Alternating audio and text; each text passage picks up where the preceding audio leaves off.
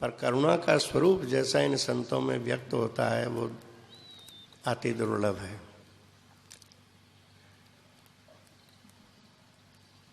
पंडित जी भाई जी के लिए कहते थे प्रेम मूर्ति श्री भाई जी।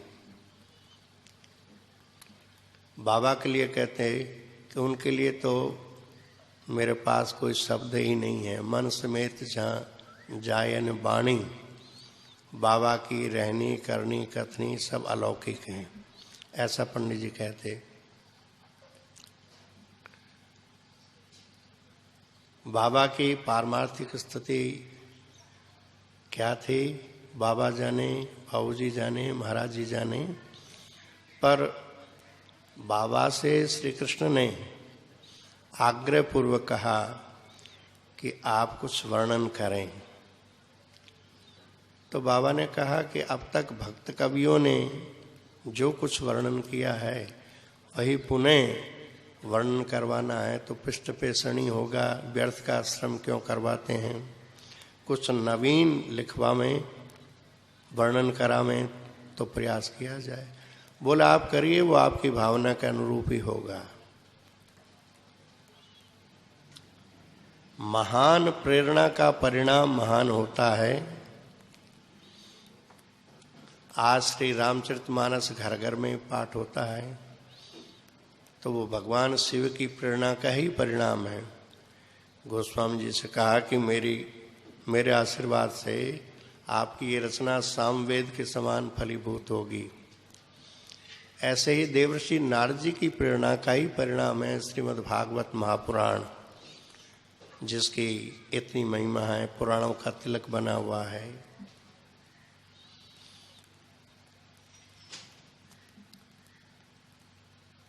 प्रीतम काव्य बाबा का एक ऐसा अद्भुत ग्रंथ है जिसके लिए बाबा ने वचन लिया कि नवीन रचना हो। तो भगवान तो नित्य नवीन हैं, तो उनकी लीलाएं भी नित्य नवीन हैं। प्रीतम काव्य कहते थे कि मेरी अनुभूति यदि जीव गोस्वामी जी सुनते तो मुझे हृदय से लगा लेते। मेरी अनुभूति यदि जीव गोस्वामी जी सुनते, अभी भट्ट जी महाराज जब कथा कहते थे तो वो जितना सूक्ष्म विवेचन करते थे, इस प्रीतम काव्य में उसके सारे सूत्र मौजूद है, सारे सूत्र मौजूद है, अष्टयाम के सारे सूत्र सूत्रात्मक। तो कहते मेरी अनुभूति सुनते तो मुझे गले लगा लेते।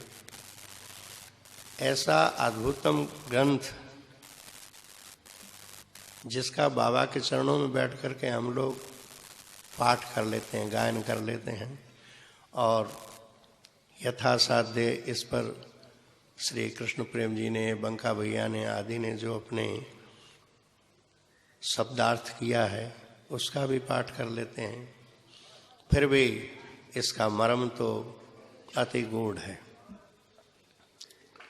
एक बार की घटना है कि पूज्य महाराज जी ठाकुर जी बाबा ये सब बैठे हुए थे। महाराज जी ने भाव विभोग होके बाबा के सामने दो पद गाए, दोनों ही संस्कृत में थे। बसतु मनोमम मदन गोपाले स्मरति मनोमम निर्वधि राधाम, ये दो पद गाए। फिर धीरे से ठाकुर जी को कुछ इशारा किया तो बाबा ने कहा भैया महाराज जी क्या कह रहे हैं। तो ठाकुर जी ने कहा महाराज जी आपके श्रीमुख से कुछ सुनना चाहते हैं। अच्छा। हरिवल्लभ दादा से कहा दादा जरा हारमोनियम संभालो। बाबा ने प्रीतम काव्य का एक अंश स्वयं गा करके सुनाया। उसी अंश का हम लोग एक बार गायन कर लेते हैं। किशोरी कितनी करुणामयी है, कितनी उदार है, इसका दर्शन होता है इन पंक्तियों में। ये पंक्तियां गाने के पहले एक पूर्व प्रसंग ध्यान में कर लेते हैं।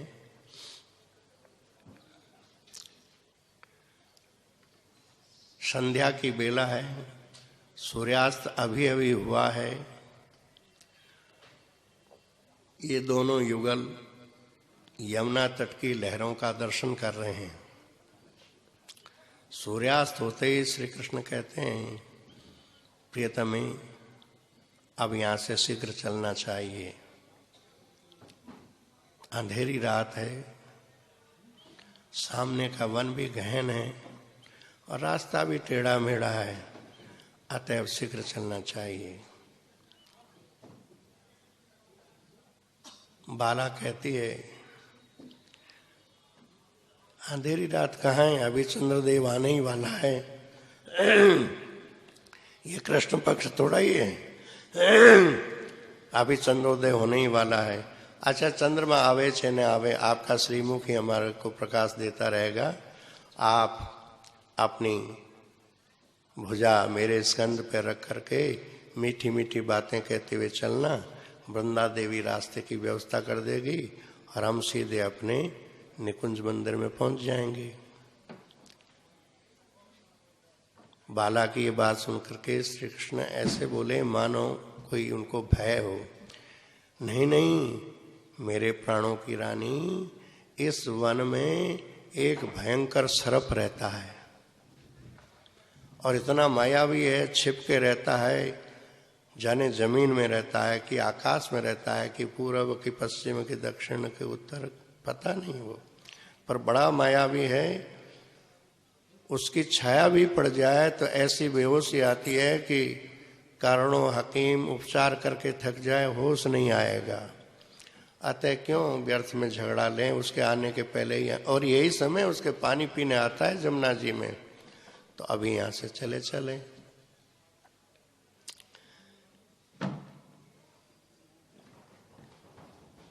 श्री राधा कितनी निर्भय है। परस्पर विरोधी गण धर्म गुणाश्रय तो इनमें है ही, पर इनको कोई डराने की चेष्टा करता है तो फिर ये बिल्कुल नहीं डरती। जब ऐसा कहा तो कहती है, मैं तो सदा की हठीली ठहरी, इसलिए मैं बैठ गई और कहने लगी कि अच्छा इतना बता दो, वो किधर से आएगा? आएगा तो अपने प्यास बुझाने आएगा कि हमारा सुख छीनने आएगा? इतने में ही सामने की धरा कुछ उभरती हुई दिखाई दी, तो बोले संभवतः इधर से ही आ रहा है। तो देखते देखते एक काला सर्प सामने फनकाड़ के खड़ा हो गया और सर्प को देख करके बाला श्री कृष्ण से सट के खड़ी हो गई। श्री कृष्ण कहते हैं कि देखो देर कर दी ना, अब तुम चपलता मत करना, ऐसे ही सटी खड़ी रहना। ये काला है, टेढ़ा है, काले और टेढ़े को काले और टेढ़े से ही भय होता है। ये मुझे अपना प्रतिपक्षी समझ रहा है, पर चलो तुम्हें डरने की बात नहीं है, तुम्हारी छाया भी नहीं छू सकता। अब किशोरी उस सर्प को बार बार देख रही है, तो उसे क्या दिखाई दे रहा है? सर्प के कण कण में श्री कृष्ण दिखाई दे रहे हैं। सर्प के कण कण में श्री कृष्ण दिखाई दे रहे हैं। अपनी अनुभूति श्री कृष्ण से कह बैठी कि हे प्यारे, मुझे तो इसके अंदर कण कण में तुम ही दिखाई दे रहे हो। तो बोले, अरे तुमने अपनी दृष्टि में जिससे मुझे बसाए रखती हो, उसी दृष्टि से उसको निहार लिया, इसलिए अपनी दृष्टि से मुझे इसमें प्रेषित कर दिया। अब तो ये मेरे समान बलवान हो गया है, अब तो ये मेरे समान बलवान हो गया है। इसलिए अब एक ही उपाय है कि मैं तुझे अंक में लेके इतनी तेजी से भागूं कि हमारा पीछा न कर सके। मेरी बात मान लो। किशोरी को ये राय अच्छी नहीं लगी।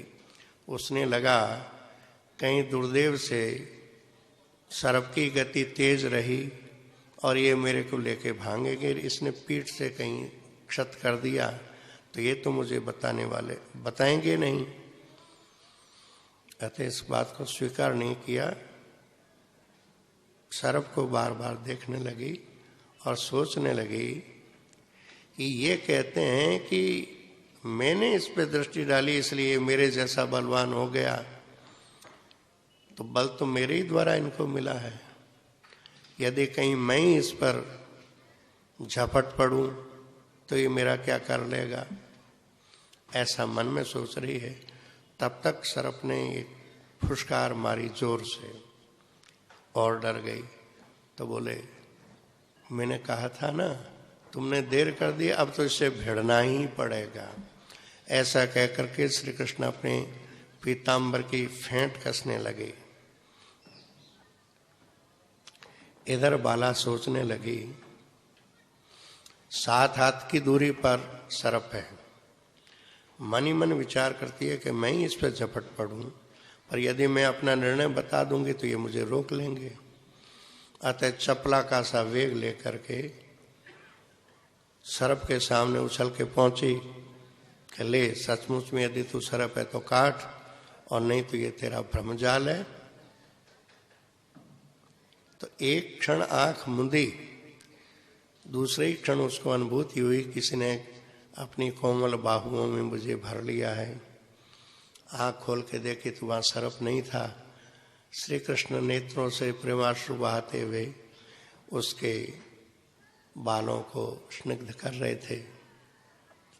पूछा, वो सर्प कहाँ चला गया? तो कहते हैं, जिन महाभावमयी दृष्टि से आग शीतल हो जाती है, पत्थर पिघल जाते हैं, उसी दृष्टि से तुमने उसको निहारा तो बेचारा वो गल गया। इसमें आश्चर्य क्या है? अब तो केवल उसकी जगह पर ये काला काला कृष्ण ही नेत्रों में भरने के लिए रह गया है। ये बात सुन करके किशोरी अत्यंत विवल हो जाती है। श्री कृष्ण भी अत्यंत विवल है। इनकी इस दशा को देख करके जमुना जी अत्यंत उद्वेलित हो जाती है, भावों से उद्वेलन हो जाता है, और वो आगे बढ़ करके इन दोनों के चरणों का प्रक्षालन कर देती है।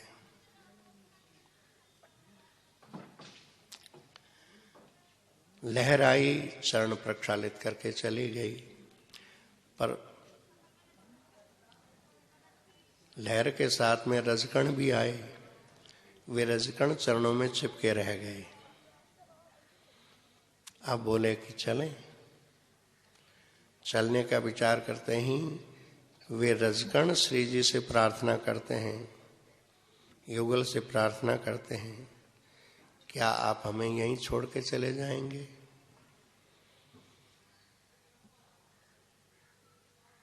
किशोरी ने कहा, नहीं,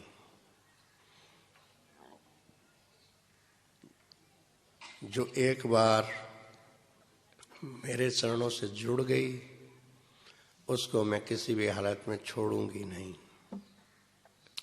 कोई भी हो, कैसी भी हो, जो जुड़ी तनिक सी है प्रीतम, आशा में उसकी क्यों तोड़ूं, सामर्थ्य है मेरे प्रीतम। कह दूंगी जो कर लेंगे, फिर यह तो है पद थामे प्रीतम। कितनी हल्की, कितनी उजली, कितनी कोमल यह है प्रीतम। जड़ बनी अपन को खोकर है मेरे लिए पड़ी प्रीतम। सांवर की ये दासी, इसकी निष्ठा कैसे भूले प्रीतम। हे धूली, परम मंगल हो, स्वीकार करें तुमको प्रियतम। ये मन ही मन किशोरी ने उन रजगुणों को आश्वस्त कर दिया। पूज्य बाबा बताते, ये धूलिकण कौन है? दिव्य धाम में तो एक उनकी नित्य की लीला का एक अंग है। नवीनतम लीलाएं होती रहती है, एक दिन की ये घटना है। पर एक दिन की घटना यहाँ प्राकृत जगत में हम जीवों के लिए क्या संकेत देती है?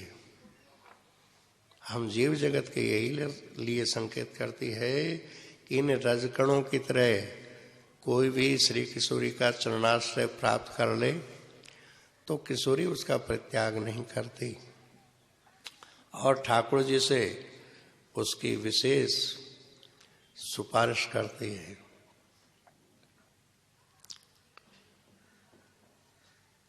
जो जुड़ी तनिक सी है प्रियतम, मतलब बहुत कोई विशिष्ट पात्रता की आवश्यकता नहीं है, मन में अभिलाषा हो कि इनका चरणाश्रय हमें प्राप्त हो, कोई हो कैसा हो, ये अभिलाषा है तो इस अभिलाषा को कभी किशोरी ठुकराएगी नहीं, अपना लेगी। बाबा कहते देगी प्यार समान हर हालत में लाडली। लाडली का स्वभाव ही ऐसा है। राधाष्टमी पर हम लोग पद गाते हैं तो एक पद गाते हैं, जय हो अलवेली सरकार हमारी राधा रानी, भूले जो शरणे आवे तू महल खवासी पावे, हो यही जन्म ही बेड़ा पार हमारी राधा रानी। महल में किसी को रख लेना सामान्यतया नहीं होता, महल में किसी विश्वास पात्र को ही रखा जाता है। कृपा तो किसी पे भी की जा सकती है, परंतु निज सेवा में रख लेना ये तो ठोक बजा के रखा जाता है। पर किशोरी को तो कोई अपात्र दिखाई ही नहीं देता, इतनी परम उदार है कि उसको कोई अपात्र दिखाई नहीं पड़ता।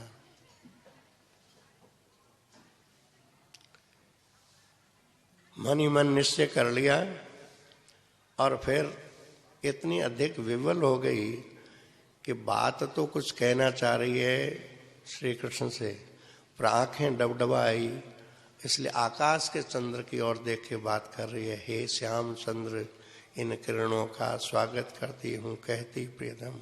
श्याम चंद्र से, ये श्याम चंद्र तो पास खड़े पर आकाश के चंद्र से बात करती हुई कह रही है, यहाँ आप सबको शीतलता प्रदान करते रहना, किसी के अभिलाषा को खंडित मत करना, तो मैं अति प्रसन्न होकर के फिर तुमको रास दिखाऊंगी। ये श्यामचंद्र से बात करती हुई अब दोनों आगे बढ़े। किशोरी के अभिलाषा के अनुसार ही श्री कृष्ण गलमाई दिए हुए, मुस्कुराते हुए, हंसते हुए, बात करते हुए, उनकी हंसी ही पुष्प बन करके आगे पुष्पों का मार्ग बना देती है। पर श्री कृष्ण उन पुष्पों पर चरण न रख करके रज में चरण रखते हुए चल रहे हैं। बाला ने पूछा कि ये पुष्प तो अपना सर्वस्व आपकी सेवा में ही न्योछावर किए हुए हैं, आप इनकी सेवा क्यों नहीं स्वीकार कर रहे हैं? तब कहते हैं कि तुमने इच्छा कर ली ना ये रजकण हमारे साथ रहें, तो भला इनको फिर मैं कैसे त्याग सकता हूँ? जहाँ हमें वहाँ ये भी रहेंगे। और जो मेरे प्राणों की रानी के चरणों में एक बार चिपक गई, उसको मैं क्या दे सकता हूँ? उसका तो मैं सदा ऋणिया हूँ। श्री कृष्ण की इस उक्ति को सुनकर के किशोरी अत्यंत भाव विवल हो जाती है। अब आगे एक कदम भी चलने में असमर्थ हो जाती है। श्री कृष्ण के स्कंद का सहारा लिए हुए जैसे तैसे लड़खाती हुई निकुंज मंजर में पहुंचती है। वहां जाकर के पद्मों की सैया पर लेट जाती है। श्री कृष्ण चरणों में बैठ करके सन्न सम्मान करते हुए एक प्रार्थना करते हैं, किशोरी तुम सबकी रुचि रख लेती हो, मेरी भी एक अभिलाषा है, इन चरणों पर केवल मेरा ही स्वत्व रहे, अथवा जिनका अंतःकरण, जिनके अहंता केवल मेरे जैसी नीलाभ बन गई हो, वो इन चरणों का स्पर्श करे।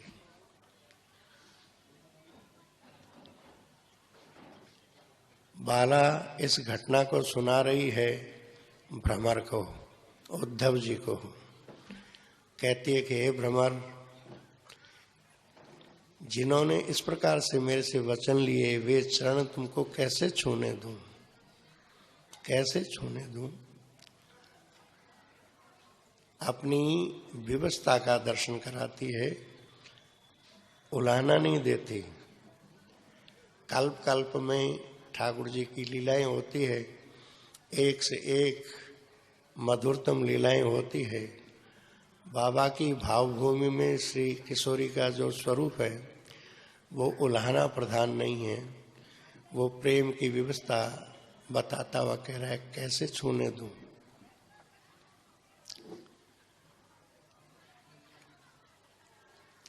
आगे किशोरी की पलकों की अनुमति लेकर के, पलकों से ही इशारा पा करके श्री कृष्ण चरण सम्मान करने लगे। किशोरी ने इतना ही कहा जिसमें आपको सुख हो वही करें, और बहुत मंद स्वर में कुछ बोलती हुई बोले रात कब बीत गई पता ही नहीं चला।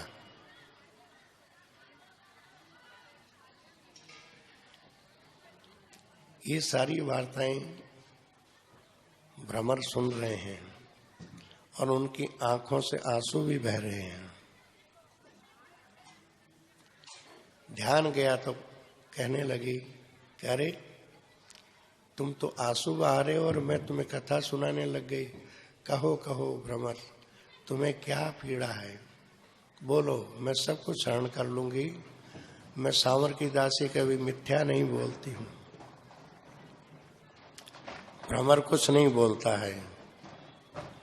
बोले अच्छा तुम नहीं बोलते तो मैं उन्हीं से पूछ लेती हूँ। और एक क्षण चुप रह करके बोले जान गई तुम क्या अभिलाषा लिए हो। तो इस वृंदावन में लता गुल आदि बनना चाहते हो ना, वो तो दे ही देती हूँ, किंचित अपनी रुचि से कुछ और देती हूँ। वो और जो दिया है वो अत्यंत विलक्षण है, अत्यंत विलक्षण है। इस पद्धति को प्राप्ति की पाठशाला का वर्णन क्या है किसी ने, उस पाठशाला का एक अक्षर बता देती हूँ, उसको याद कर लेना और फिर हृदय का पर प्रेमांशुओं से उसको लिखते रहना। उसका पहला है कृष्ण कृष्ण कृष्ण कृष्ण अविराम। इसको अपने हृदय पट्टिका पर खड़िया मिट्टी से नहीं प्रेमाश्रुओं से लिखते जाना। इसी से आगे की सारी विद्याएं प्राप्त हो जाएगी। कृष्ण कृष्ण जपते जपते बंसी सुनाई पड़ेगी। बंसी के 7 स्वरों में क्या क्या ध्वनियां आती है, उसका क्या रहस्य है, ये सब तुम अपने आप प्राप्त कर लोगे। और कृष्ण रूपी अक्षर का बोध होने पर आगे फिर संयुक्त अक्षर आएंगे और आगे की जो महाभावमयी लीला है जिसके संबंध में वाणी कुछ नहीं कह सकती, उसका रहस्य तुम अपने आप समझ लोगे। बस कृष्ण कृष्ण कृष्ण कृष्ण कहते रहना। प्रीतम काव्य के ये अंश 11वें शतक में बड़े सुंदर ढंग से बाबा के शब्दों में, पूरा तो नहीं पढ़ पाएंगे, कुछ अंश इसका पाठ कर लेते हैं।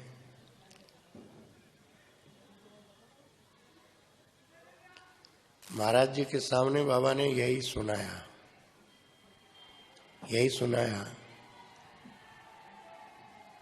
अर्थात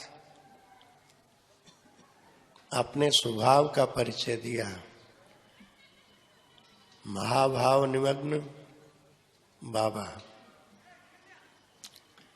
महाभाव क्या है?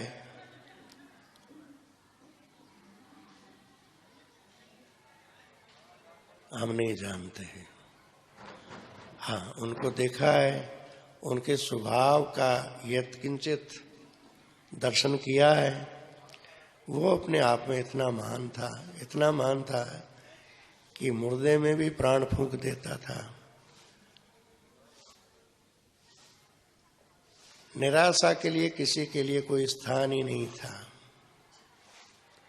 निराशा के लिए कहीं कोई स्थान ही नहीं था। आश्वस्त करते थे, तुम यहां तक आ गए, अब हमारा काम है वहां तक पहुंचाना।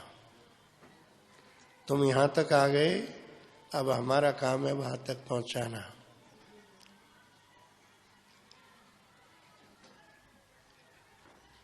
एक बहन थी, बहुत व्रत किया करती थी।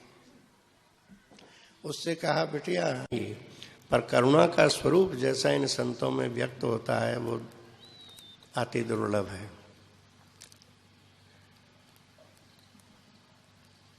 पंडित जी भाई जी के लिए कहते थे, प्रेम मूर्ति श्री भाई जी। बाबा के लिए कहते